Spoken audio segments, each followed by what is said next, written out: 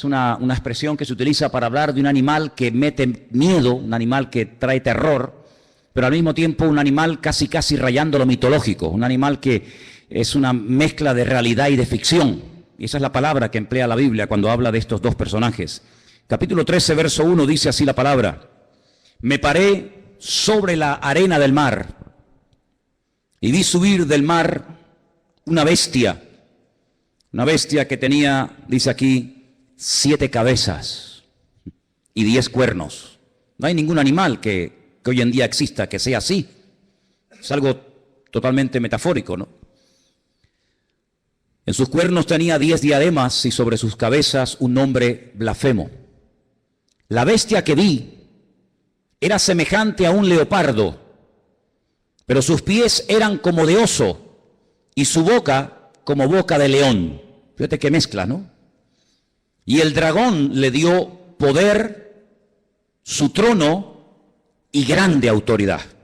3 cosas, no te las olvides: poder, su trono y grande autoridad. Versículo 3. Vi a una de las cabezas como herida de muerte, pero su herida mortal fue sanada, y se maravilló toda la tierra en pos de la bestia. Adoraron al dragón, que le había dado autoridad a la bestia, y adoraron a la bestia, diciendo: ¿quién como la bestia y quién podrá luchar contra ella? También se le dio boca que hablaba grandes cosas y blasfemias, y se le dio autoridad para actuar 42 meses. Es lo mismo que decir 3 años y medio, o 1260 días, como también se dice en otro texto, Abrió su boca en blasfemia contra Dios, para blasfemar de su nombre y de su tabernáculo y de los que moran en el cielo. Se le permitió hacer guerra contra los santos y vencerlos. También se le dio autoridad sobre toda tribu, pueblo, lengua y nación. Y le adoraron todos los moradores de la tierra cuyos nombres no están escritos en el libro de la vida del Cordero que fue inmolado desde el principio del mundo. Si alguno tiene oído para oír, que oiga. Después en el versículo 11 habla de otra bestia. Si os dais cuenta, dice: después vi otra. No es la misma, es otra bestia. Pero si os dais cuenta, dice que esta bestia subía de la tierra. Sin embargo, en el capítulo 13, verso 1, dice que la primera bestia subía del mar. ¿Lo veis ahí? Vi subir del mar. El versículo 11 dice otra bestia que vi subir de la tierra. Son 2 entidades completamente diferentes la una de la otra. A lo largo de la historia, la humanidad ha conocido muchos sistemas de gobierno. Ha conocido durante un tiempo, parte de la humanidad durante un tiempo conoció un sistema que ya prácticamente no existe, pero que se llamaba la teocracia. Era Dios el creador gobernando al pueblo y llevando la palabra a través de sus profetas, y fue un periodo muy hermoso de la historia, donde Dios hacía las funciones de gobernante o de rey, su pueblo obedecía, y cuando Dios tenía que comunicarse o transmitir un mensaje al pueblo, como lo acabo de decir, lo transmitía a través de sus siervos los profetas. Después dice la Biblia que decidieron cambiar y dejar ese sistema, y entraron en un sistema llamado monarquía. Y el rey moría y su hijo ocupaba el lugar, y en fin, todos sabemos que es otro sistema de gobierno. El mundo ha conocido la monarquía, la teocracia, el comunismo, el capitalismo, la democracia, gobiernos de derechas, gobiernos de centro, gobiernos de izquierda, gobiernos comunistas, gobiernos socialistas. En fin, hay cantidad de formas de llevar a este mundo, pues, por distintos caminos. Pero la Biblia nos habla de un nuevo orden, de un nuevo gobierno, que en cierto sentido tendrá un poco de todo lo que les acabo de comentar. Tendrá un poco de monarquía, un poco de comunismo, un poco de democracia, un poco de capitalismo. Será como una especie de mezcla, pero también es un sistema completamente nuevo. El hombre nunca ha visto ese sistema de gobierno que en los últimos tiempos se levantará, y se levantará del antiguo territorio que ocupó el Imperio Romano. Yo no sé cómo estáis de geografía y de historia, pero el antiguo Imperio Romano conquistó prácticamente todo el continente europeo, de punta a punta, todo el Magreb, todo lo que son las naciones del norte de África y parte de Oriente Medio, incluido Siria, Egipto, Palestina y otros países más. De ese antiguo territorio romano, un territorio enorme, La Biblia nos enseña que en los últimos tiempos se formará un nuevo orden mundial, se levantará un gobernante que no sabemos su nombre, pero sí tenemos muchísima información acerca de este personaje, que no es un personaje de la mitología, ni es una especie de engendro entre algo espiritual y algo físico, sino que será un hombre de carne y de hueso, con padre, con madre, con genealogía, con lugar de nacimiento, con pasaporte, etcétera, etcétera. Digo esto porque a veces Hollywood y algunas películas muestran al famoso anticristo como una especie de relación entre Satanás y una mujer, y nace ahí una cosa que no sabe si es un demonio o es un niño. Olvídense de eso. El anticristo, y dicho sea de paso, el único en la Biblia que llama a este personaje el anticristo es el apóstol Juan. Esa palabra no aparece en ninguna parte de la Biblia, sino solamente cuando Juan habla de este personaje. Anticristo, alguien que se opone a Cristo, alguien que ocupa el lugar de Cristo, porque el anticristo no será un ateo. Satanás no es tonto. Satanás sabe perfectamente que lo espiritual siempre al hombre le tira, por un camino o por otro. Luego el anticristo no será un ateo, sino será una persona que caerá en lo más bajo que puede caer un ser humano, y es en la egolatría. Es pretender recibir adoración como si fuera un dios. Esto no es nada nuevo. Ya en Egipto, en Roma y en otros imperios se ha visto como el hombre ha querido ser adorado.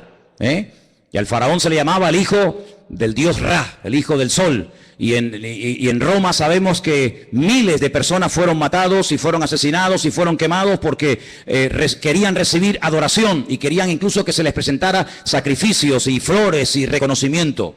Así que el anticristo será una persona que al principio, digamos que, entre comillas, respetará todos los cultos, todas las creencias, todas las religiones, todo vale, no pasa nada, pero vamos a ver cómo después la Biblia nos dice que pega un cambio, y vamos a ver cómo a lo espiritual le va a dar una importancia tremenda, porque el anticristo, que en el Antiguo Testamento se le llama God, G-O-G. Cuando usted lee, por ejemplo, los libros del profeta Ezequiel, usted se va a dar cuenta de que al que llamamos nosotros el anticristo, en el Antiguo Testamento se le llama God. Fijaros qué cosa tan interesante. Satanás, que es un perfecto imitador de las cosas que Dios hace o que va a hacer, llama a este personaje en el Antiguo Testamento God, y es un nombre que la primera y la última letra de su nombre es la misma, es la G, la Gimel en hebreo. Y suma 3, 6, 3. Un múltiplo de 666, da 66 en total.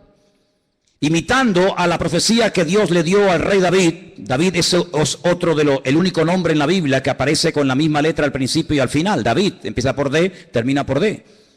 Lo que hace el anticristo es tratar de imitar a ese futuro rey, ¿verdad?, descendiente de la casa de David, y tratando de ungir, respaldar, apoyar y ayudar en todos los sentidos a este personaje político que tendrá un poder prácticamente ilimitado. Hace unos días, varios gobernantes muy famosos de este planeta Tierra proponían el nombrar a una persona como el presidente del planeta Tierra, el presidente de la Tierra, en este nuevo orden mundial que se está fraguando. Una de las últimas ciudades con un lujo increíble que se ha construido en Kurdistán se llama Astana. Lo habéis visto en algunos grupos ciclistas que llevan Astana, ¿verdad? Y tienen un grupo muy famoso de ciclistas. Astana fue fundada por los Illuminati y por las logias masónicas. Todos los edificios y todos los símbolos de la ciudad de Astana en el Kurdistán, todos tienen que ver con símbolos masónicos y de los Illuminati. No voy a entrar demasiado en esto, pero los Illuminati son personas que pueden ser políticos, pueden ser presidentes de país, de gobiernos, pueden ser deportistas, pueden ser artistas, etcétera, etcétera.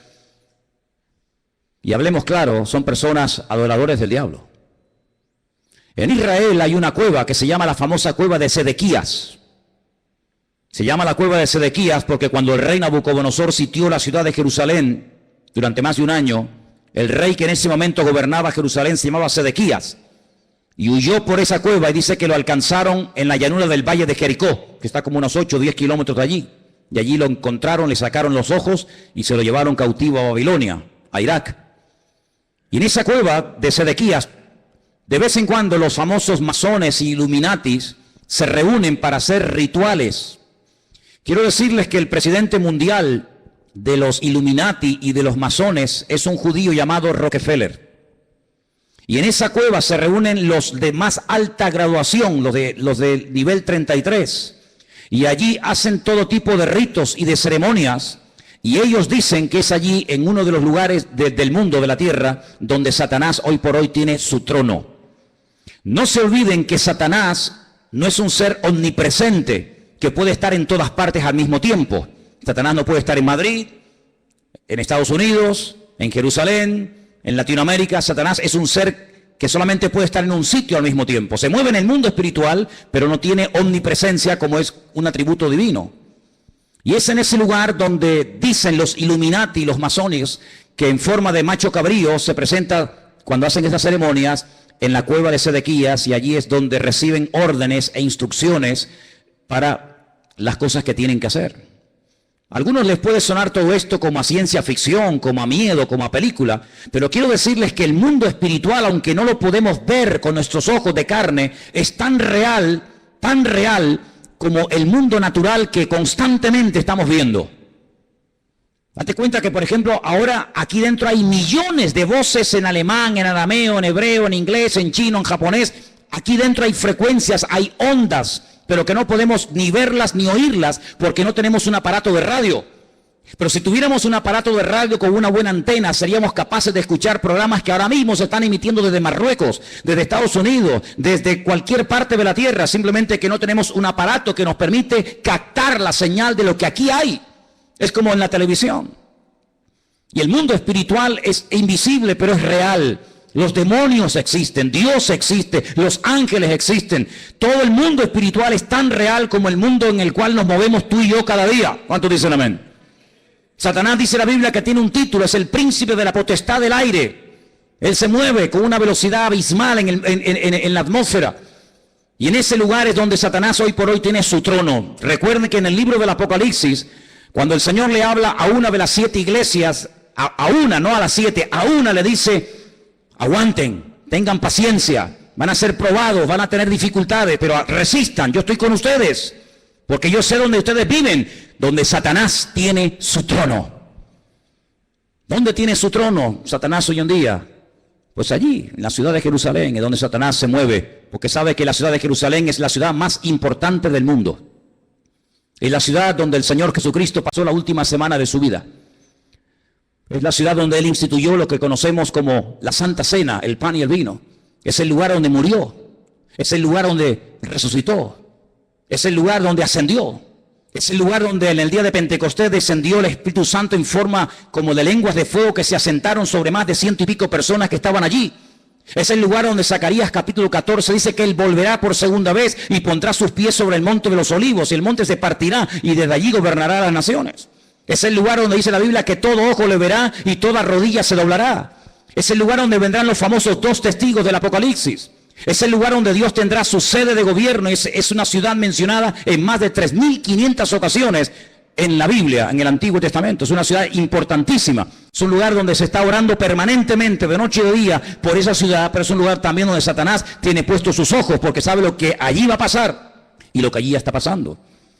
Así que el anticristo, no el falso profeta, sino el anticristo, el cuerno pequeño, como lo llama Daniel, el hombre de pecado, el hijo de desobediencia, el inicuo, esta persona cruel y despiadada, tendrá durante 3 años y medio un poder impresionante como no nos podemos ni imaginar.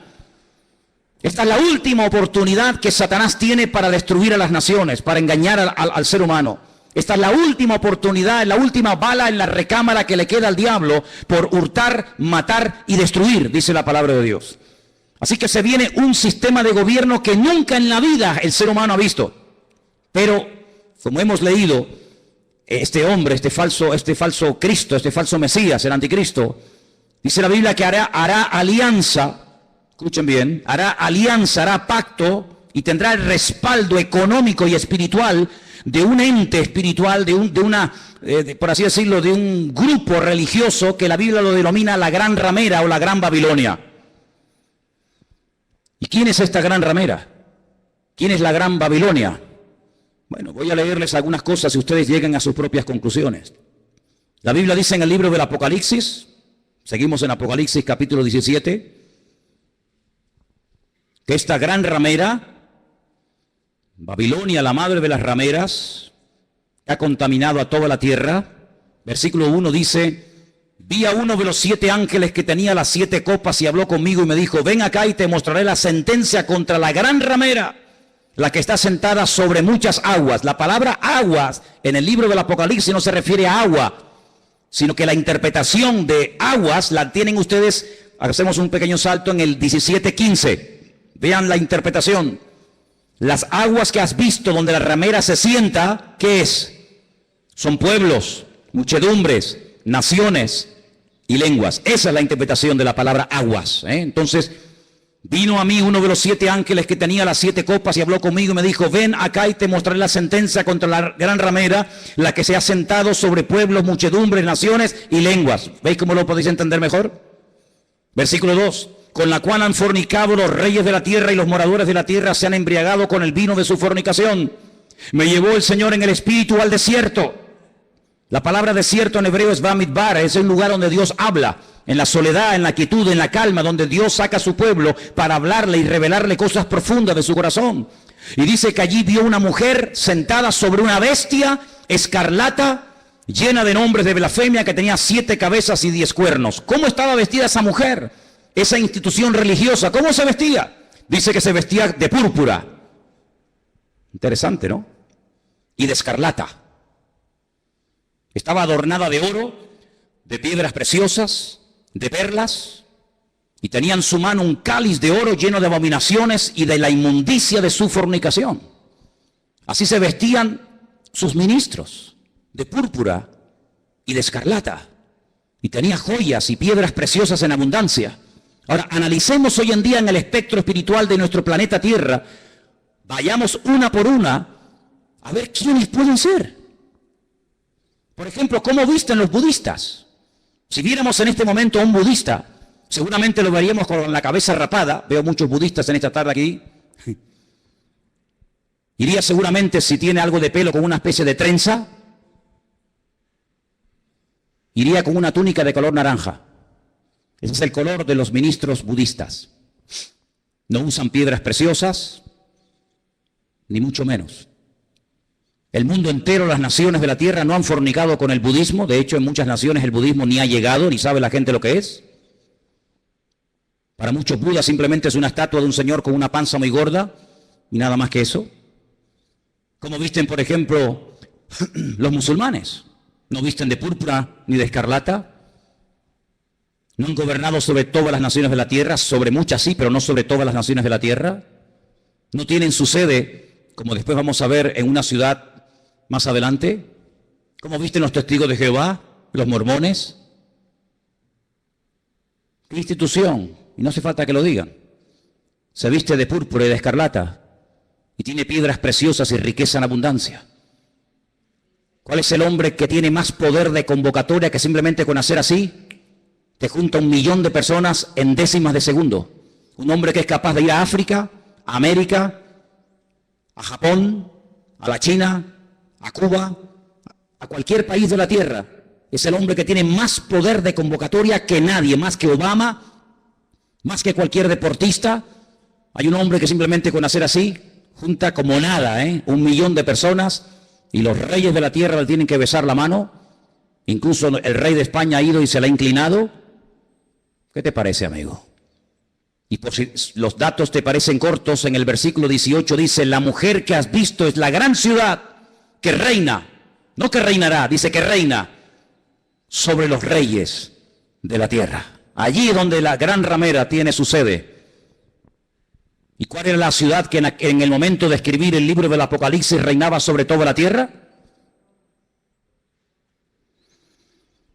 Si seguimos leyendo un poco más adelante, capítulo 17, versículo 8 dice: la bestia que has visto era y no es, y está para subir del abismo e ir a perdición, y los moradores de la tierra, aquellos nombres que no están escritos, no están escritos de la fundación del mundo en el libro de la vida, se asombraron viendo a la bestia que era y que no es.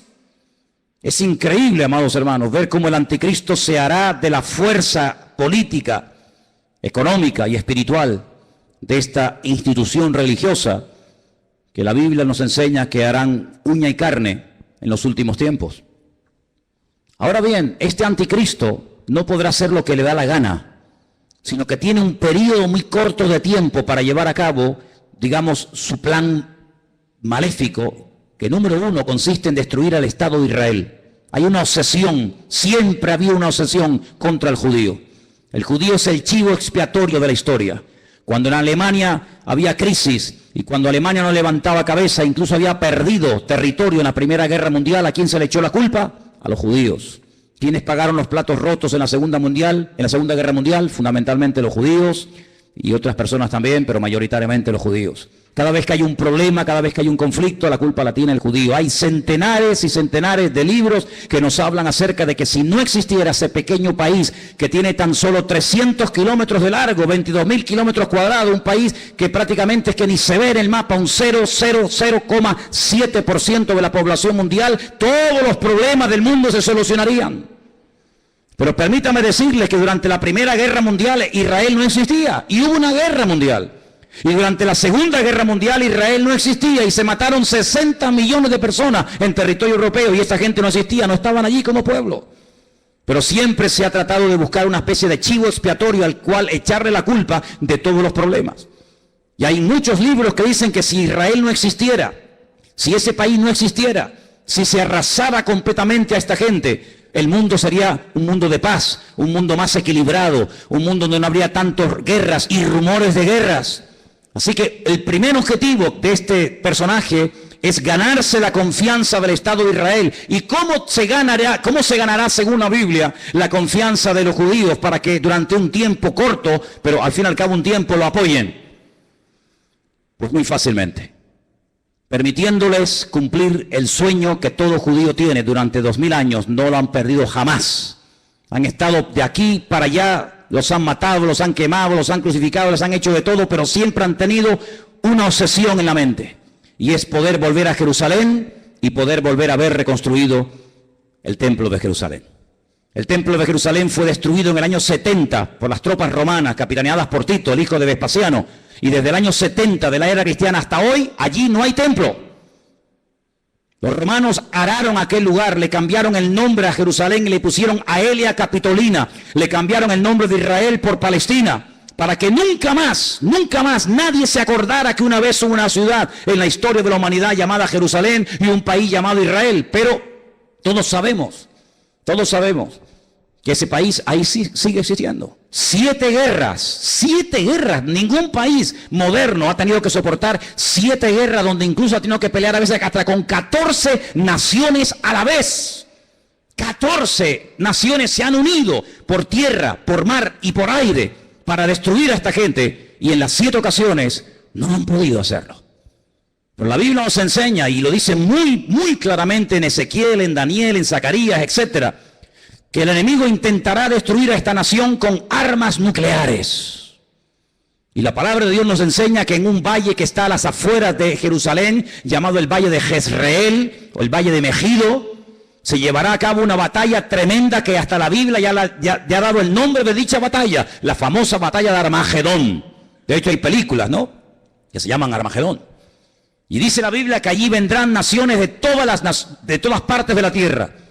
Atacarán por el norte, por el sur, por el este y por el oeste, por tierra, por mar y por aire. Y será un tiempo de angustia para Israel.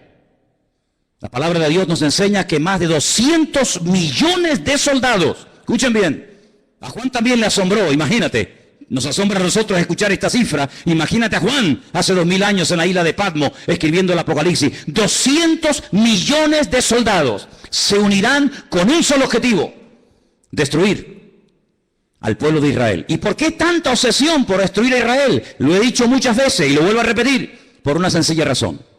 Porque el Dios creador, el único Dios que existe, el Dios de Abraham, el Dios de Isaac y el Dios de Jacob, ha prometido bajo juramento, con su mano levantada, que Israel nunca será destruida. que Dios peleará por ese pueblo. A pesar de sus defectos, a pesar de su desobediencia, a pesar de su rebeldía, Dios defenderá a muerte a ese pueblo. El país, la nación, el imperio que sea capaz de destruir a Israel demostrará, número uno, o que Dios miente o que Dios no existe. Si Dios ha prometido defender a Israel a muerte y que nunca ninguna nación, ningún pueblo, ningún país, ningún arma forjada se podrá nunca levantar contra esta gente y ser destruida, si alguien logra destruir a Israel, si alguien logra botarlos al mar como intentó Jordania hace años atrás, pues simplemente demostrará que lo que Dios prometió era mentira, o que tal vez Dios ni siquiera existe, el Dios de ellos. Por lo tanto, el enemigo está tratando de demostrar por todos los medios habidos y por haber que Dios miente. Ya lo hizo en el principio de los tiempos, en el libro del Génesis. Cuando se acerca a la primera mujer, le dice, ¿por qué no comes? ¿Por qué no desobedeces a Dios? Y la mujer dijo, porque Dios nos dijo que si pecamos y si desobedecemos la ley de Dios, vamos a morir. Y Satanás le dice, Dios te ha mentido. No es verdad. Tú no vas a morir. Lo que pasa es que Dios sabe que si comes de este árbol, si desobedeces a Dios, le harás la competencia, le harás sombra y serás otro Dios. Y eso Dios no quiere que ocurra. Y la Biblia nos enseña que aquella persona le creyó a diablo, le creyó a Satanás y le creyó a la mentira. Y así como la verdad te hace libre, la mentira te esclaviza y te destruye. Por eso a lo largo de la historia, desde Caín hasta nuestros días, Satanás ha intentado destruir al pueblo de Israel, al Dios de Israel. ¿Por qué? Porque él quiere ser adorado y reconocido. Y el anticristo, este hombre, este líder político, exigirá que se le adore.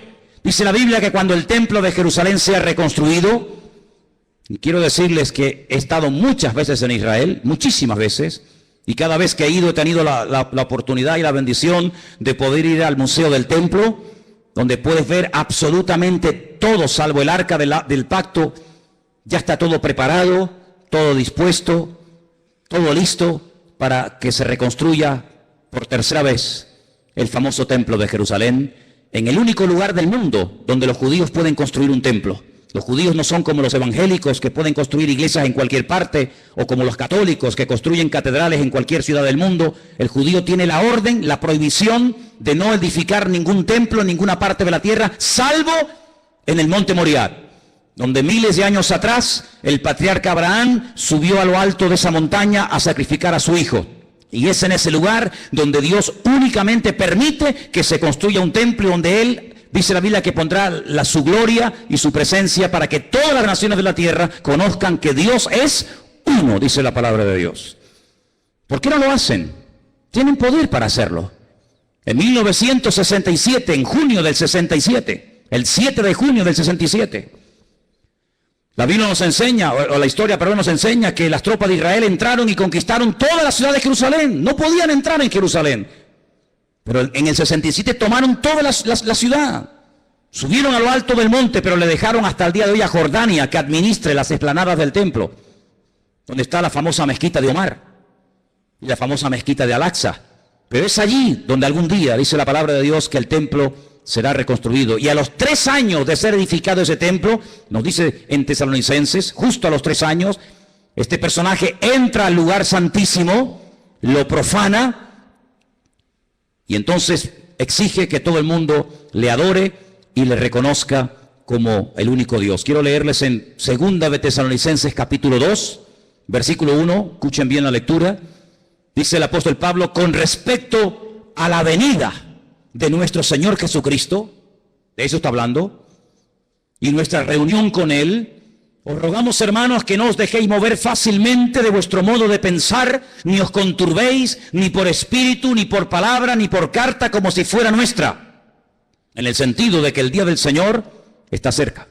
Nadie os engañe en ninguna manera, porque no vendrá sin que antes venga la apostasía, el desmadre, el descontrol total y absoluto. En ese ambiente de desmadre, de descontrol, de guerras y rumores de guerra, de crisis y más crisis, en ese ambiente se levantará el anticristo. Porque viene ofreciendo paz, viene ofreciendo seguridad y viene ofreciendo estabilidad a un mundo que entrará en caos y entrará en picado y no habrá forma de solucionar el problema. Vendrá la apostasía.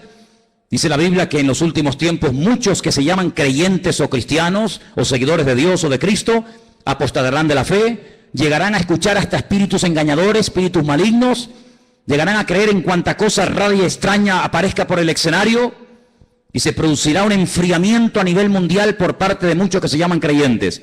Dice, y el amor de muchos a consecuencia de que se ha multiplicado la maldad se enfriará. Y si aquellos días no fueren acortados, nadie se podría salvar. Dice, más por causa de los escogidos, y por ahí están los listos de turno, que siempre dicen, no, pero los escogidos son los judíos, no somos nosotros. Eso es mentira. Están engañados. Si están enseñados, están engañados.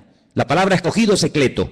La palabra ecleto aparece en Primera de Pedro, cuando Pedro le escribe a gentiles, no a judíos, a gentiles, y les dice, vosotros, que antes no erais pueblo, si eran judíos, eran pueblo. No, pero es que vosotros no erais pueblo, porque el único pueblo que Dios tuvo en el pasado fue Israel. Vosotros que no erais pueblo, ahora sois pueblo de Dios. Real sacerdocio, amén. Nación santa, pueblo escogido por Dios, para que anunciéis las virtudes de aquel que os llamó de las tinieblas a su luz admirable. Sí, la palabra que toma Pedro, que es ecleto, es exactamente la misma que aparece en Lucas 21 y en Mateo 24, cuando habla de escogidos. Dios tiene solo un pueblo, Dios no tiene dos pueblos, Dios tiene un solo pueblo. Y en ese pueblo forman parte todos aquellos hombres y mujeres que han aceptado a Cristo como su Señor y Salvador personal. Punto. ¿Cuántos dicen amén? Y dice que si no fueren acortados aquellos días, pero por causa de los escogidos tiene que acortarlo, nadie se podría salvar. Entonces dice que cuando venga la apostasía, muchos, no todos, muchos se apartarán. Y estamos viendo gente que antaño predicaba el Evangelio, ya ni lo predican, ni sirven al Señor, ni se congregan. Y no se asusten ni se sorprendan. Pedro dice, hermano, no os sorprendáis, como si alguna cosa extraña estuviera ocurriendo. Ya os hemos predicado, ya os hemos profetizado, ya les hemos escrito. Dice, y después de mi partida, yo procuraré que ustedes tengan memoria de esto, para que no se olviden, que muchos se apostatarán de la fe, que muchos se apartarán, que muchos se olvidarán de Dios, incluso hasta lo van a renegar y lo van a rechazar. Dice que cuando venga, antes de que venga el Señor, tiene que venir la apostasía y se manifieste el hombre de pecado, el hijo de perdición. ¿Y qué hace este hombre? Versículo 4, se opone, se levanta contra todo lo que se llama Dios o es objeto de culto. No permite que haya todo tipo de religiones y todo tipo de creencias, sino que va a ser una persona que va a controlar el tema espiritual o religioso.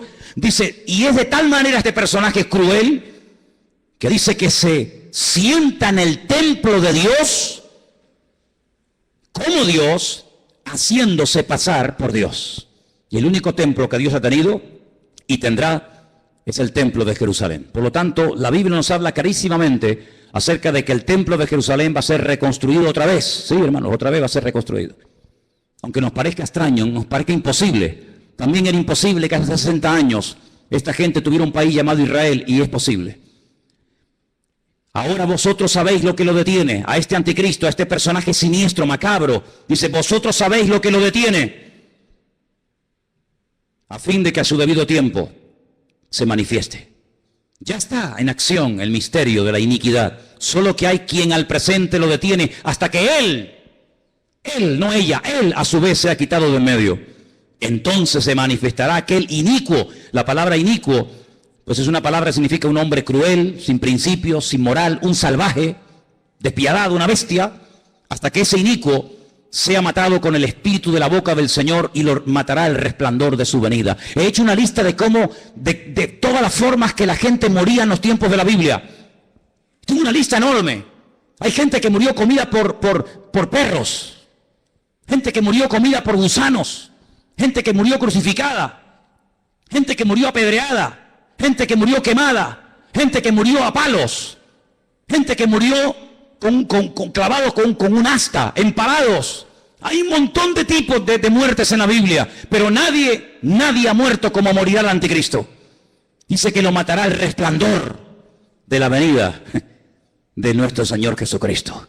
Así como el resplandor de la gloria del Señor tiró al suelo al apóstol Pablo y se convirtió y sirvió al Señor con toda su alma y con todo su corazón hasta el último minuto de su vida, el anticristo morirá no de forma natural, sino morirá por el resplandor de la gloria y de la presencia del Señor. Y dice la Biblia hasta dónde va a ser enterrado.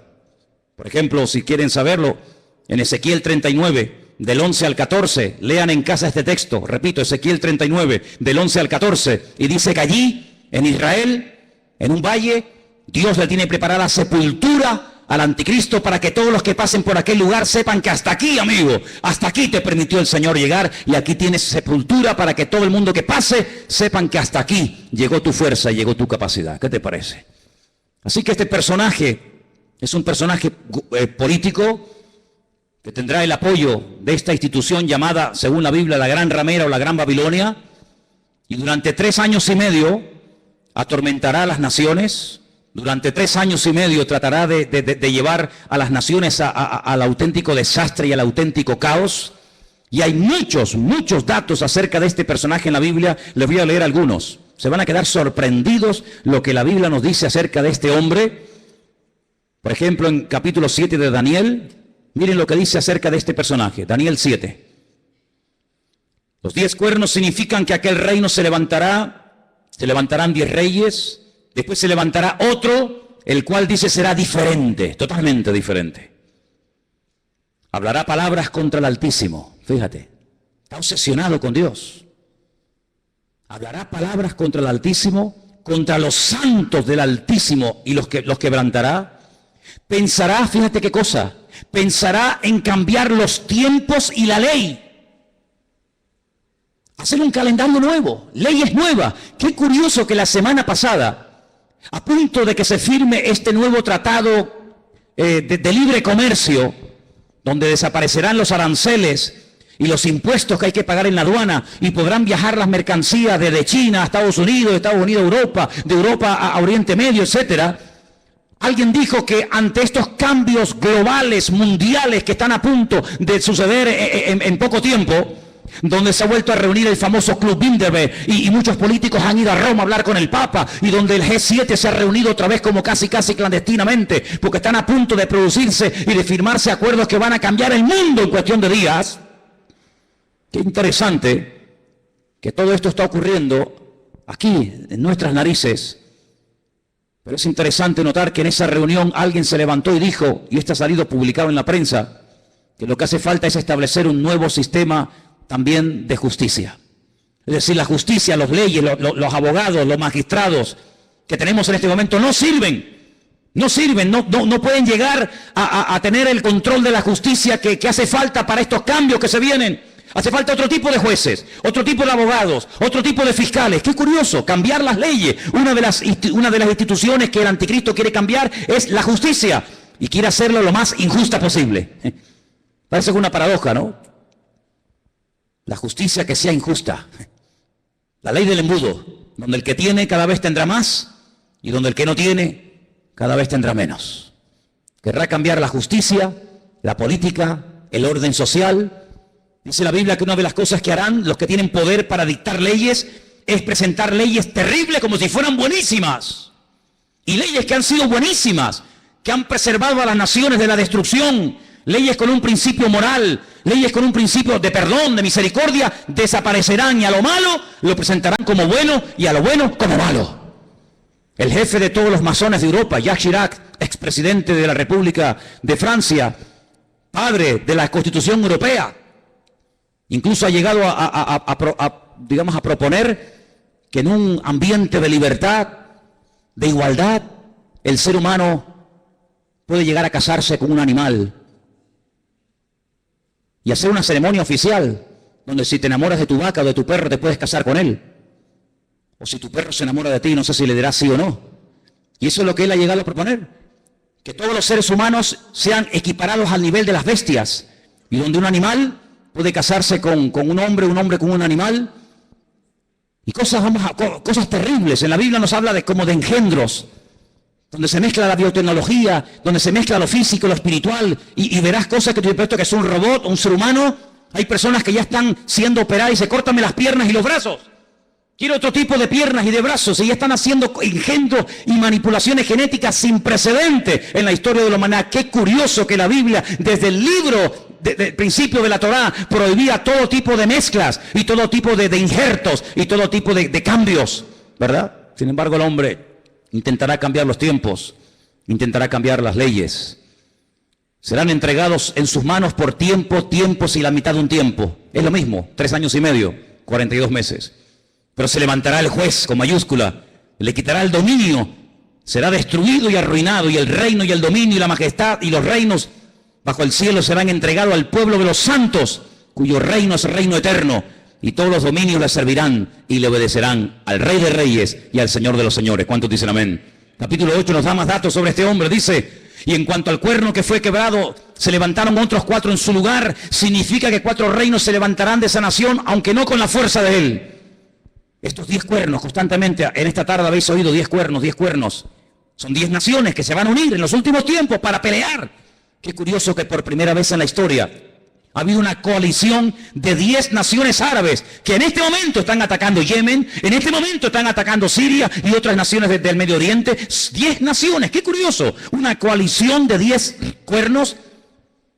Bueno, la Biblia le dijo a Abraham que 10 príncipes saldrían de sus lomos a través de Isaac, ¿verdad?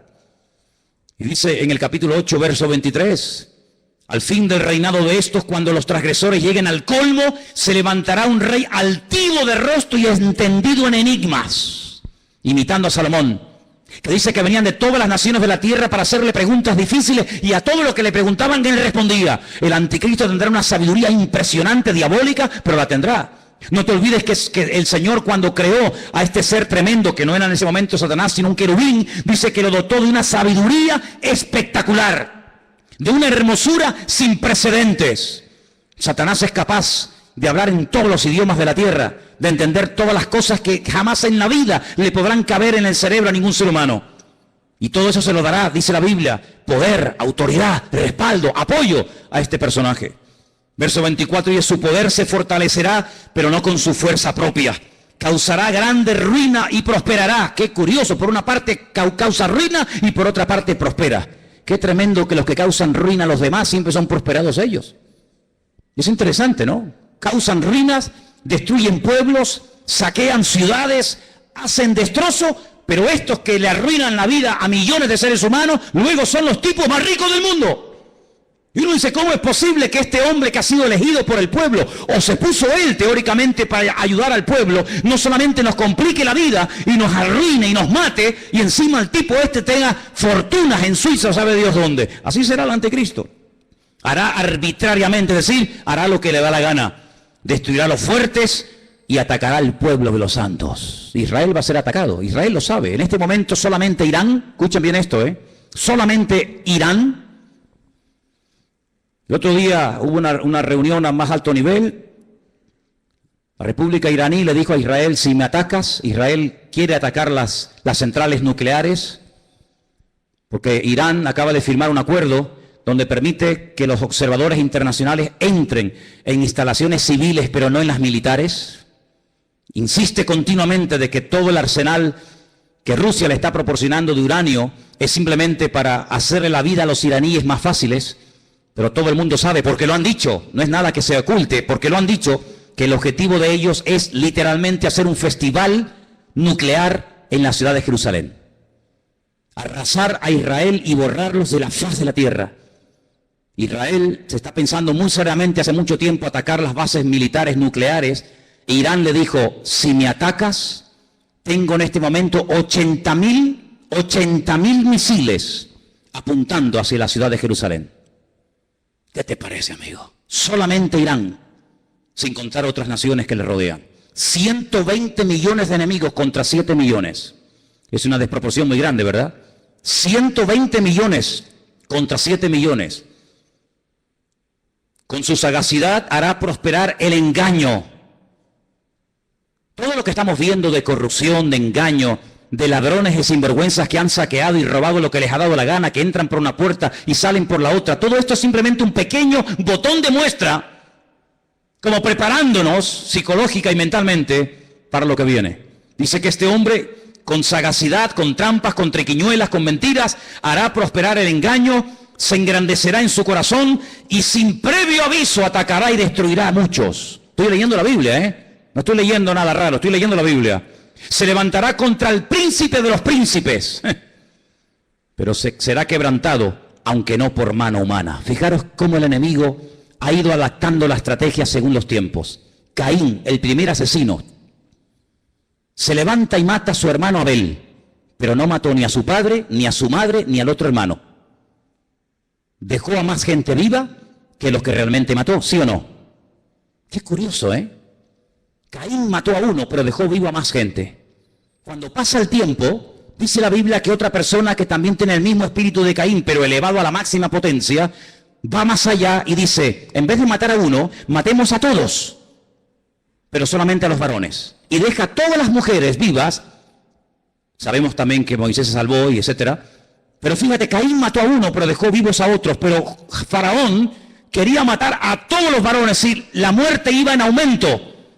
Pero cuando no lo consiguió, el mismo espíritu de Caín que habitó en Faraón salpicó y se apoderó de aquel rey perverso de Amán, allí en los tiempos de la reina Esther, y dijo, no solamente a los hombres, sino a los hombres, a las mujeres, a los niños, y arrasemos con todo. Es decir, que no ha ido a menos, sino que la maldad siempre ha ido a más. Siempre ha ido a más. Por lo tanto, todo lo que hemos visto a lo largo de la historia son simplemente pequeñas pinceladas de lo que le espera a esta tierra. Si saltamos al capítulo 11 de Daniel, sigue dando datos muy interesantes. Dice aquí, hará este rey según su voluntad. Se ensoberbecerá, se engrandecerá sobre todo Dios, y contra el Dios de los dioses hablará. Y dice aquí, y prosperará. Es increíble, ¿eh? Y prosperará. Por eso dice la Biblia, no tengas envidia del hombre malo que prospera en su camino. Porque a veces los malos también son prosperados, pero no por Dios. Y dice aquí, hasta que sea consumada la ira y lo que está determinado se cumpla.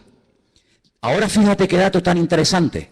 Yo sé, y algunos seguramente me lo harán notar, que en el texto original no existen palabras con mayúscula y palabras con minúscula. No existe ni en griego ni en hebreo palabras con mayúscula y con minúscula, que en nuestro idioma es muy importante, porque no es lo mismo la palabra Dios con minúscula que la palabra Dios con mayúscula. No es lo mismo la palabra Señor con minúscula que la palabra Señor para referirnos a Dios en mayúscula. En la Biblia hay un término específico para cada palabra, por lo tanto no hace falta recurrir a esto de mayúsculas y minúsculas. Pero en nuestra Biblia dice en mayúscula, del Dios de sus padres. Luego sus padres eran creyentes. Los padres del anticristo eran creyentes del verdadero Dios, porque dice, del Dios, repito, con mayúscula de sus padres, no hará caso. Fue criado en una educación, digamos, religiosa, correcta, con el Dios verdadero, lo mamó en la casa con sus padres, pero dice, no hará caso de ese Dios, de esa enseñanza, y dice algo interesante que puede tener varias interpretaciones. Ni del amor de las mujeres hará caso. ¿Quiere decir que será un homosexual? ¿Que no se casará? Interprételo usted como quiera, pero dice que a este hombre no le interesa perder el tiempo. Ustedes saben que cuando un hombre se enamora de una mujer se vuelve medio idiota, medio tonto, ¿no? Por lo tanto, él dice, yo tengo un objetivo y si enamorarme de esta o de aquella me va a quitar mi tiempo, dice, ni hará caso de las mujeres. Increíble. No respetará a Dios alguno, porque contra todo se engrandecerá. Honrará en su lugar al Dios de las fortalezas. Y tú dices, ¿de quién es? El Dios de las fortalezas. ¿No hará caso del Dios verdadero que sus padres le inculcaron y le enseñaron? Dejará ese Dios verdadero y comenzará a adorar, dice aquí, al Dios de las fortalezas. Ahora, el libro de Daniel es el único libro de la Biblia que está escrito en dos idiomas diferentes. Todos los libros del Antiguo Testamento están escritos en hebreo y los del Nuevo Testamento en griego, pero Daniel no. Daniel, parte del libro está escrito en arameo y parte está escrito en hebreo. Se lee igual, pero significa lo mismo. Cuando usted lee del Dios de las fortalezas lo honrará, dice textualmente Alá Maozín. Y menciona la palabra Alá. ¿Saben que las siguientes Biblias que se van a vender dentro de muy poco tiempo, que ya están en circulación en las iglesias evangélicas, dirá, por ejemplo, en el principio creó Alá los cielos y la tierra? ¿Sabían que la palabra Elohim o Dios desaparecerá de muchas Biblias en los próximos años y aparecerá la palabra Alá? ¿Sabían eso? Pues vete espabilando. De Alá, del Dios de la guerra, como dice el texto, a ese Dios adorará. Dice Dios que sus padres no conocieron. No tiene nada que ver la adoración a ese Dios con el Dios que sus padres le enseñaron. Y dice, lo honrará con oro y con plata, con piedras preciosas y con cosas de alto precio. Hermanos, esto se escribió hace más de 3000 años, ¿eh? Es impresionante cómo hace más de 3000 años el profeta Daniel sabía detalles de la vida de este hombre que en aquel momento lógicamente no existía y que está a punto de aparecer. Y dice, con un Dios ajeno se hará de las fortalezas más inexpugnables y colmará de honores a los que le reconozcan y con precio repartirá la tierra. Pero al cabo del tiempo, el rey del sur contenderá con él y se levantará contra él como una tempestad. También le irá mal al anticristo, no te quepa la menor duda, también le irá mal. Pero durante un tiempo, aparentemente, las cosas le van a funcionar. Ante este panorama de este nuevo orden mundial, ante este panorama donde ya el famoso chic que habéis oído y que sabéis que está por ahí por el mundo dando vueltas, donde el dinero en muchas naciones ya ha desaparecido, no es que va a desaparecer, ya ha desaparecido. En Suecia usted va con dinero y no lo puede usar, ya no se usa dinero para pagar nada en Suecia, todo es con otro sistema. Pues dice la palabra de Dios que en los últimos tiempos se va a implantar a nivel mundial un nuevo sistema comercial, donde ya no hará falta llevar dinero, lo puede perder, se puede olvidar de él, se deteriora, se gasta, se pierde, te lo pueden robar. Sino dice la Biblia que se va a implementar un sistema que en sí es un sistema buenísimo, pero hay que ver lo que viene detrás. Y es un sistema donde dice la Biblia que nadie podrá llegar ni a comprar nada, ni a vender absolutamente nada, ni un litro de leche, hermano, ni una barra de pan en la panadería, ni nada de gasolina para el coche. Nadie podrá, bajo ningún concepto, comprar ni vender, a menos que lleve implantado en su cuerpo un microchip, como el que llevan los perros, hace muchos años, donde simplemente con un aparatito, cualquier veterinario del mundo sabe cómo se llama ese perro, dónde vive, si está vacunado, si no está vacunado, cómo se llama el dueño, dónde vive y qué hace y qué no hace. Es un pequeño microchip alimentado con una pequeña pila de litio implantado en la piel, de tal manera que usted en cualquier momento puede llegar a una ferretería, a una carpintería, a una farmacia, a donde quiera, simplemente usted pasando su mano, automáticamente le descuentan de su cuenta bancaria lo que supuestamente usted puede tener. Así no tiene problema de que nadie le robe, de que nadie le quite nada.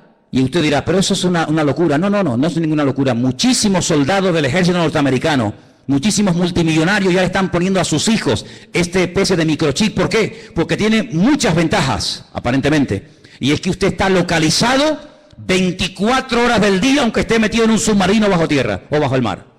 Usted está localizado permanentemente, porque los satélites captan esa señal, captan esa radiofrecuencia en cualquier lugar donde usted se encuentre. ¿Cómo podía saber Juan, un pescador de Galilea, hace 2000 años atrás, en un pequeño país llamado Israel, que algún día en el mundo, en el planeta Tierra, habría un sistema tan sofisticado, donde la gente ya no usaría dinero para comprar, ni para vender, ni para viajar, sino que simplemente llevando ahí una especie de chique en la mano, pasándolo por una especie de escáner o de máquina, la gente podía llevar una vida normal? ¿Cómo podía ese hombre saber eso hace 2000 años? No lo sabía. Dios se lo dijo. Y Dios se lo reveló. Porque aquí el que controla el pasado, el presente y el futuro es nuestro Dios. Y el Apocalipsis está escrito en pasado. Porque esa es una de las características del tema profético en la Biblia. Que el futuro se cuenta en pasado. Y por eso dice la Escritura que para conocer el futuro hay que conocer el pasado. Porque el que no conoce lo que Dios ha hecho, no sabrá nunca lo que Dios hará en el futuro. ¿Qué podemos hacer los que nos llamamos cristianos o queremos ir en serio con el Señor ante este panorama? Bueno, es interesante notar que una de las profecías que se tenía que cumplir en los últimos tiempos es que el río Éufrates, saben que Irak está bañada por dos grandes ríos, el Éufrates y el Tigris. Es una de las zonas donde estaba el famoso Jardín del Edén. Llegaría un momento que se tendría que secar para que tropas del norte, dirigidas por Rusia, vinieran en dirección a la tierra gloriosa, entrando por los famosos Altos del Golán, en el norte de Israel. Bueno, pues Siria construyó hace ya muchos años una presa que deja totalmente seco el río Éufrates, así, en cuestión de minutos. Eso está profetizado también en el libro del Apocalipsis.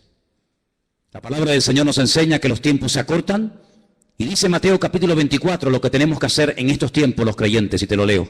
Mateo 24, del 37 en adelante. Presta atención a lo que dice la palabra. Dice así: como en los días de Noé, así será la venida del Hijo del Hombre. Como en los días de Noé. ¿Cómo eran los días de Noé? ¿Cómo era su generación, sus vecinos, sus amigos? ¿Cómo vivía la gente en aquellos tiempos? Dice la Biblia que había violencia y agresividad por todas partes. No piensen ustedes que se vive tan tranquilo en todas partes de la tierra como de momento vivimos aquí. Muchos de los que están aquí pueden dar testimonio de que naciones hermosas y tremendamente ricas, es muy difícil hoy por hoy vivir en ellas debido al alto índice de muerte, de destrucción que hay. La gente tiene miedo a salir a las calles. Dice la Biblia que llegará el momento en el que la gente más pacífica, aquella chica que cuando caminaba dice que ni siquiera se atrevía a poner el pie en tierra, de lo delicado y de dulce que era, ten cuidado porque se te puede llegar a convertir en tu peor enemigo. Donde los padres serán capaces de entregar a sus hijos, donde los hijos serán capaces de traicionar y de vender a sus padres, etcétera, etcétera. Como los días de Noé, violencia, agresividad, perversión, algo impresionante. Si nos metiéramos a dar datos de la cantidad de perversión que hay con niños, con jovencitas en muchas partes del mundo y muchas muy cerca de aquí, nos quedaríamos realmente sorprendidos de ver cómo hemos superado con creces a las famosas ciudades de Sodoma y Gomorra. La perversión ha llegado a unos niveles indescriptibles. Sigo leyendo en el versículo 38. Porque como en los días antes, días hermano, no años, días antes del diluvio, ¿qué hacían? Comían, bebían, se casaban, se daban en casamiento hasta el día en que no entró en el arca. ¿Cómo es posible que está a punto de venir un diluvio, que vamos a morir todos como ratas, que no hay escapatoria? Y te estés casando, pero ¿casando para qué? Si mañana vamos a morir todos. Y haciendo negocios a largo plazo, y haciendo inversiones, y comprando, y vendiendo, y comiendo, y bebiendo, cuando te quedan 20 horas de vida. Oye, si tú supieras, dime la verdad, hermano y hermana, si tú supieras con toda seguridad que te queda una hora de vida, ¿qué harías? Dime qué harías. ¿Llamarías ahora a tu hijo, a tu hija? ¿Harías algo? No, todavía queda mucho tiempo, sí. Esa actitud de diferencia, de decir, bueno, no hay tanta prisa, tampoco es para tanto, no exageres tanto, Manolo, que todavía queda mucho tiempo, que soy muy joven, que queda mucha vida por delante, sí, también al que enterré ayer le quedaba mucha vida por delante, y con 44 años recién cumplido el lunes, ahora está, donde todos sabemos que está, toda la vida le quedaba por delante, claro, un chaval con 44 años, pues, hombre, pues imagínate tú lo que puedes vivir, casi otros 40 años más, pues no, se acostó a las 9 de la noche, y a las 7 de la mañana, su vida se apagó. ¿Qué te parece? Días antes del diluvio, Noé estuvo predicando y diciendo a la gente, viene el diluvio, que Dios va en serio, Dios te ha dado oportunidad, otra, y mañana, y pasado, y nada, y no hacían caso. Así será la venida del Hijo del Hombre. Dice, no entendieron. Oye, ¿no te ha pasado? Gente inteligente, gente con más o menos un mínimo de cultura, un mínimo de, no sé, de luz, que tú le hablas de cualquier cosa y todo lo entienden. Le hablas de política, 3 horas hablando de política. Le hablas de fútbol, va a abrir, te cuento. Le hablas de lo que quieras.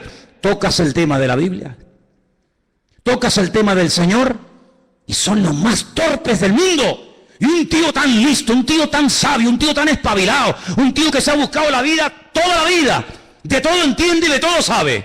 Lo dejas en el desierto y el tío sobrevive. Lo dejas en el Himalaya y el tío se busca la vida. Cuando le hablas del Señor, no entiende nada. Leíste la Biblia, sí, pero no la entendí. Pero tío, ¿cómo es posible que leas el periódico, leas la revista y todo lo entiende? Y cuando te hablo de Dios, no entendieron. Hay como una nube, hay como una ceguera espiritual. ¿Por qué se creen que comencé el culto cantando abre mis ojos? ¿Piensan que todo esto es casualidad? ¿Que detrás de esto no hay oración y preparación? Y diciendo, Dios mío, háblanos. Claro que lo hay. Abre mis ojos. ¿Pero a qué? A la realidad espiritual de lo que se cierne y de lo que viene, hermanos. No entendieron hasta que vino el diluvio. Cuando entendieron era demasiado tarde. Claro, entendiste, pero ya no hay tiempo. Se los llevó a todos. Así será también la venida del Hijo del Hombre. ¿Qué te parece, amigo? Algunos no tuvieron miedo la primera vez que se metieron un pico en las venas. No tuvieron miedo ninguno. Algunos no tienen miedo a tirarse en parapente, en paracaídas, al vacío, nadar entre tiburones, subir al Himalaya y hacer locura. Y venga a beber, y otra. No tienen miedo, pero cuando llega la hora de poner ese valor al servicio de Dios, son unos cobardes. Y la Biblia los llama así, ¿eh? La gente que no tiene valor para creerle a Dios los llama cobardes. Valientes para lo malo, cobardes para lo bueno. ¿No entendieron? Dice, pero por eso estarán dos en el campo. Uno se va y otro se queda. Dos mujeres estarán moliendo en un molino. La una será tomada y la otra será dejada. Y ahora viene la palabra, escúchala. Velad, velad, porque no sabéis a qué hora. Es verdad, pero tal y como están las cosas, la hora no la podemos saber. Pero ¿qué quieres que te diga? Viendo todas las piezas del puzzle, uno las va juntando por aquí, las va juntando por allá, lo que oye por aquí, lo que oye por allá, lo que me cuenta fulano, lo que yo he leído, lo que me han contado, lo que yo veo tal, y va juntando y dice, Dios mío, nos queda poco, la hora imposible, pero el Señor está cerca. ¿Cuántos lo saben? Sabed esto, que si el padre de familia supiera que hora el ladrón va a venir, velaría y no dejaría minar su casa. Lógico. Si yo sé que esta noche a las 3 de la mañana me va a venir alguien a robar la casa, yo no duermo. Yo no lo voy a recibir con una Biblia, ¿eh? Yo me hago de un palo o de un hacha, lo que haga falta. Que venga a las 3 de la mañana, que venga. Te voy a dar la del pulpo, te voy a dar. Pero si yo no sé que viene a las 3, yo me voy a dormir, me levanto mañana y cuando me levanto digo, ¡ay va! Que me han robado, que me han quitado esto, que me han quitado lo otro. Pero dice la Biblia, cuando tú sabes que el Señor viene pronto, tú no estás distraído, tú no estás atontado, tú no estás agobiado. ¿Qué es lo que hace el diablo? A uno los revienta a trabajar, como a los judíos en Egipto. Que trabajen como mulas. Así no piensan, así van a llegar a la noche a la cama rendidos. Pero el diablo también a otro le dice, no trabajes tanto. ¿Para qué trabajar tanto? Y los tiene todo el día ociosos, sin pegar palo al agua, y entran en depresiones. Se aburren, comienzan a tontear con esta, a tontear con el otro, mensajitos a este, mensajitos al otro. Entonces los dos extremos, o te revienta a trabajar para que no tengas tiempo ni para orar, ni para leer la Biblia, ni para congregar. No, estoy muy cansado, no puedo, no es que no tengo tiempo. O te lleva al otro extremo y dice, no pegues un palo al agua, no seas tonto. Y estás todo el día buscando un juguetito, no que entretenerte. ¿Qué te parece? El diablo no es tonto, ¿eh? El diablo no es tonto. Sabed esto, que si el padre supiese a qué hora habría de venir, velaría y no dejaría minar su casa. Por lo tanto, tenéis que estar preparados, porque el Hijo del Hombre vendrá a la hora que no penséis. ¿Cuántos dicen amén? Os voy a dar una cita para que la leáis tranquilamente en casa. Se titula El Anticristo. Está en 1 de Juan 2, del 18 al 24. El Anticristo. Una de las características de este hombre, ¿cuál será? Ahí está. 1 de Juan 2, del 18 al 24. Algunos dirán, bueno, pero cuando, hermano, las cosas se pongan feas, difíciles, cuando empiece a ocurrir todo esto, los creyentes no vamos a estar, ¿no? Entonces, ¿para qué se escribió la Biblia? Si no vamos a estar, ¿para qué se escribió? Tanta tinta, tanto libro, tanta literatura, tanta advertencia, tanta profecía, tanto mensaje. Si al final no vamos a estar, está perdiendo el tiempo. Es que se escribió tanto para que el pueblo de Dios no fuera sorprendido. Alguien dijo hace 150 años, escucha bien esto, hace 150 años, alguien dijo, tranquilos hermanos, cuando empiecen las persecuciones, cuando empiecen las matanzas, cuando empiece el mundo a ponerse difícil y duro, el Señor arrebatará su iglesia y aquí no estaremos ninguno. Esto lo dijeron hace 150 años. Es decir, durante 2000 años, los creyentes se han estado preparando para servir al Señor a las duras y a las maduras, con persecución o con aplausos. Pero claro, por ahí cayó en buena tierra, entre comillas, la enseñanza de que los creyentes no iban a estar en tiempos de persecución. Sin embargo, nuestros hermanos de Irak, de Siria, de Corea del Norte y de tantas y tantas naciones que están muriendo quemados, vivos, apaleados, crucificados, degollados como si fueran animales. ¿Son ellos creyentes o no? ¿Estarán ellos en pecado y por eso Dios les paga así? Cuando dice la palabra de Dios que los mártires nos tienen que dar ejemplo a todos y a cada uno de nosotros. Por lo tanto, velemos y oremos, porque las cosas no van a ir a mejor. Todo esto de pactos, que si Podemos, que si el PP, que si... Hay algunos son tan ingenuos, tan tontos, que creen que todo se va a solucionar a base de habla, que te habla y promete y te doy, y tú aquí y tú allá. El Señor dice, la maldad se multiplicará y les sorprenderá a todos. Me da igual del signo que sean, como los dolores a la mujer que está a punto de dar a luz. Dice, y no escaparán, sino que vendrá sobre ellos la destrucción repentina. Nosotros no tenemos la confianza puesta en el PP. Yo por lo menos no, a lo mejor alguno aquí sí. Yo no confío ni en el PP, ni en el PSOE, ni en Ciudadanos, ni en el otro, ni el Melena. Yo no confío en ninguno de ellos, porque todos son hijos del diablo. ¿O no? ¿O no? Porque estás conmigo o estás contra mí. ¿Cómo voy a poner yo mi confianza en el hombre? Maldito el hombre que confía en el hombre. Nosotros ponemos nuestra confianza en el Señor, Dios Todopoderoso. Él no nos va a fallar. Estemos en el diluvio, estemos en la tormenta, estemos en la cárcel o estemos fuera, yo estaré contigo todos los días hasta el fin del mundo y nadie te podrá hacer frente en todos los días de tu vida. Eso es lo que nos dice el Señor y a eso tenemos que agarrarnos ahora más que nunca. Por eso llevo años diciendo cada semana, oh hermanos oremos, hermanos busquemos al Señor, métanse en la palabra. Dejen de perder tiempo en tontería. No hagan planes que tú no... hablando de planes, ¿cuántos de los que están aquí tienen planes y meten al Señor en sus planes? Es que lo tenía aquí apuntado y no me puedo ir sin decirlo. ¿Incluyes a Dios en tus planes? A ver, ¿sí o no? Pues lo estás haciendo fatal. Fatal. ¿Que no puedo incluir a Dios en mis planes? No. Pero hermano, no te entiendo. Espera, déjame que te explique. Pues si no te vas a quedar así. Tú no tienes que incluir a Dios en tus planes. Tú tienes que meterte en los planes de Dios.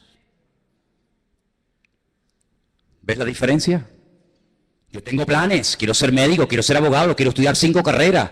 Quiero casarme con un chico alto, guapo, rubio, maravilloso, que habla inglés, arameo, francés, chino, japonés, tenga un coche, un yate, un avión. Claro, esos son tus planes. Y Señor, me tienes que ayudar. Me tienes que ayudar. Ah, amigo, Tú tienes tus planes, tus proyectos. Y ahora me caso, y ahora me divorcio, y ahora compro, y ahora vendo, y ahora voy a la playa, y ahora voy al monte. Tú tienes tus planes y metes a Dios en tus planes. Te equivocas rotundamente. No has entendido nada. Y tú dices, pero ¿cómo se predica en esta iglesia? Así, amigo, aquí estamos para esto. Si quieres más la papita dulce, vete allá a la esquina que está la guardería Heidi. Aquí yo te digo que la única manera de ir de gloria en gloria y de victoria en victoria no es metiendo a Dios en mi agenda, sino metiéndome yo en su agenda y en sus planes y en sus proyectos. Y entonces Dios te va a bendecir y Dios te va a ayudar. No metas a Dios en tu vida, métete tú en el Señor y entonces el Señor te va a ayudar. Y se abre la puerta, se cierra la puerta, poder decir gloria a Dios, porque Dios está conmigo y nadie me podrá frenar en los días de mi vida. Aleluya. ¿Cómo que tus planes? ¿Qué dices, amigo? ¿Cómo que tus planes? Ya no vivo yo, ya no vivo yo. Es Él el que vive en mí. Por eso es muy difícil ser cristiano. Porque ¿a quién no tiene planes? ¿A quién no le gusta? Hombre, a mí me han dicho, ¿cuántas veces me han dicho? Ay, yo sé que el Señor tiene que venir, pero que no venga ahora mismo porque yo me quiero casar. Bueno, pues nada. Entonces, dile al Señor, Señor, no vengas de momento porque me he comprado el vestido, me he comprado los zapatos. Y claro, si vienes, ¿cómo me los pongo? Esa es como me dijo a mí una chica cuando inauguramos esta iglesia hace 14 años atrás. Tuvimos cultos sábado y domingo. Y el sábado le dije, mira, cantas tú y tú, y el domingo cantan otras hermanas Y me dice, no, hermano, yo canto el sábado y el domingo. Digo, no, tú cantas el sábado y otro el domingo. Que no, digo, ¿cómo? Vamos a ver. Y digo, pero tú, ¿por qué tanto empeño en cantar también el domingo? Y me dice, porque me he comprado 2 vestidos. Me he comprado uno para el sábado y otro para el domingo. Y si no canto el domingo no me van a ver el vestido nuevo. Y yo le dije, pero tú vienes aquí a la iglesia para presumir de vestidos. Porque si vienes aquí a aparentar y a presumir, aquí te sobra el sitio, hija. Así que ahora no vas a cantar ni el sábado ni el domingo, mira lo que te digo. Pero aquí no venimos a verte a ti, aquí venimos a adorar al Señor. Y cogió y se fue a cantar donde le aplaudían. Pero aquí al único que aplaudimos, y le pido que ahora le deis un aplauso a Él, es al Rey de Reyes y al Señor de los Señores. A Él sea la gloria por los siglos de los siglos, amén. A Él solamente, aleluya. Fuertes aplausos a nuestro Dios, hermano. Amén, amén, amén. Aleluya. Amén. Nada más que a Él. Todo lo demás sobra. ¿Cuánto tiempo va a reinar el anticristo? ¿Cuánto tiempo va a estar este personaje, este tipejo? ¿Cuánto tiempo? Lo hemos leído. Tiempos y la mitad de un tiempo. 42 meses, 1 año y medio. 3 años y medio. ¿Eso es lo que va a durar? 3 años y medio. ¿Pero cuánto va a durar el reino de nuestro Dios? Por los siglos de los siglos. Amén. Sí, tú tendrás tu tiempo de gloria, como muchos que ves en televisión, de plató en plató, de programa en programa. Parece que pasa un tiempo y desaparecieron. Cierra tus ojos, hermano. Empápate de la Biblia. Métete en el Señor. Y dile al Señor, yo haré en la vida lo que tú quieras. Solamente lo que tú quieras. La vida cristiana no es hacer lo que yo quiero y usar a Dios para mi beneficio personal. No. Eso no es vida cristiana, eso se llama religión. Eso es religión, donde yo hago lo que me da la gana y Dios está a mi servicio 24 horas al día en lo que yo quiera y en lo que yo pida. Eso es religión, donde yo pongo las normas, donde Él está para servirme a mí. Evangelio es, yo no tengo planes. Yo soy un siervo en las manos de Dios y yo haré y me casaré o no, y compraré o no, iré o no, a donde Dios quiera. Eso es el Evangelio. Lo otro es religión.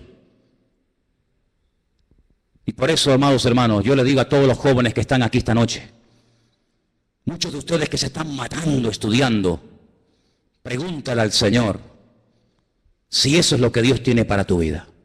Porque si eso es lo que Dios tiene para tu vida, gloria a Dios, qué bueno. Pero ¿y si eso no es?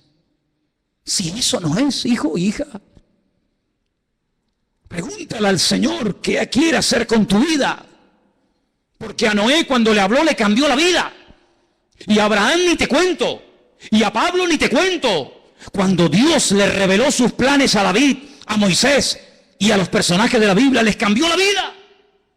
Ya no se podían dedicar a cualquier otra cosa, porque Dios tiene planes. Claro que los tiene, para mí, para ti. ¿O qué te crees, que estás aquí por casualidad? No. Dios nos ha traído hoy aquí, como dice el cántico, para no volver atrás. Aleluya.